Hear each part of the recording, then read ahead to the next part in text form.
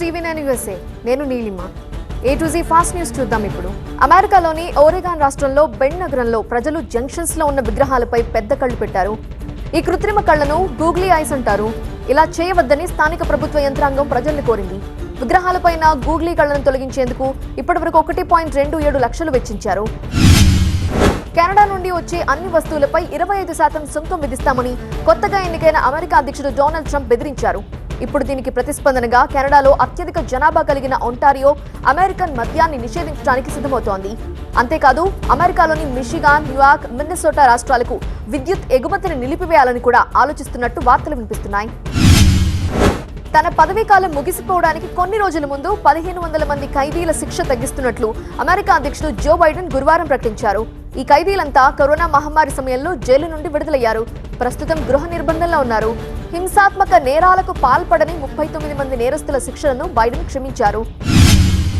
Donald Trump జనవరి 20న మరోసారి అమెరికాకు నాయకత్వం అందుకోబోతున్నారు. అందరినీ ఆశ్చర్యపరుస్తూ జనవరిలో జరిగే తన ప్రమాణ స్వీకారోత్సవానికి హాజరు కావాలని చైనా అధ్యక్షుడు షీ జిన్పింగ్ ను ఆయన ఆహ్వానించారు. అయితే జిన్పింగ్ వచ్చే నెలలో జరిగే ప్రమాణ స్వీకారోత్సవానికి హాజరయ్యే అవకాశం లేదని తెలుస్తోంది. సౌత్ టెక్సస్ విక్టోరియాలో స్టేట్ హైవే లూప్ 463 పై వాహనాలపైకి ఒక విమానం దూసుకు వెళ్లి 2 ముక్కలైపోయింది. ఘటనలో 4గురికి గాయాలయ్యాయి. ప్రమాదంలో గాయపడిన 4గురిని హాస్పిటల్లో చేర్పించారు. వారిలో ఒకరి పరిస్థితి విషమంగా ఉందని అధికారులు తెలిపారు. రమ్ఫోర్డ్ లో గత 3 రోజులుగా 2 అంగుళాల మంచు గోధుమ రంగులో కురవటంతో ప్రజలు టెన్షన్ పడ్డారు. అక్కడి దగ్గరలో పేపర్ మిల్లో లోపం కారణంగా కాగితాల తయారీలో దాని బై ప్రోడక్ట్ బ్లాక్ ఆల్కహాల్ గాలిలోకి విడుదల కావటమే మంచు గోధుమ రంగులో కనిపించడానికి కారణమని అధికారులు చెప్పారు. మాసచ్యూసెట్స్ లోని కేప్ కార్డ్ లోని చల్లని శీతాకాలపు నీటిలో చాలా తాబేళ్లు చిక్కుకుపోయాయి. దీంతో మిసిసిపి స్టేట్ యూనివర్సిటీ పశువైద్యుల బృందం గల్ఫ్ పోర్ట్ లో సముద్ర తాబేళ్ల నివాసాలను కాపాడే ప్రయత్నం చేస్తున్నారు. దీనికి యూనివర్సిటీ పశువైద్యులు అలెగ్జాండ్రియా సహాయం చేశారు. కాలిఫోర్నియాకు చెందిన శాన్ బెర్నార్డినో కౌంటీ ఓక్ హిల్స్ లో ఒక ప్రాపర్టీ నుంచి 90,000 పౌండ్లు ప్రాసెస్ చేసిన గంజాయిని అధికారులు స్వాధీనం చేసుకున్నారు. దీని విలువ $100 మిలియన్ కంటే ఎక్కువ అని చెప్తున్నారు.